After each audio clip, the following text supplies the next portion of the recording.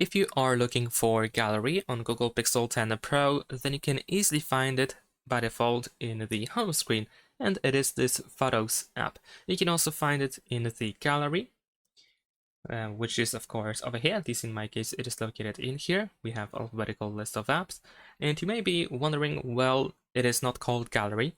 And indeed, it is not really called Gallery, but it looks and works just like a normal gallery. And over here, as you can see, we can take a look at every photo and every video that we made on this phone. We can also switch to collection over here in order to, for example, find screenshots, some different categories here and there.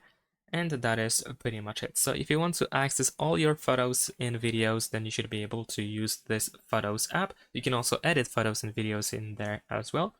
Or alternatively, you can use the Files app, which is this one. This is not really a gallery, but it can also be used as one. This is more like a file manager. And over here we can, for example, go to Images category in order to find all images that we have on our phone.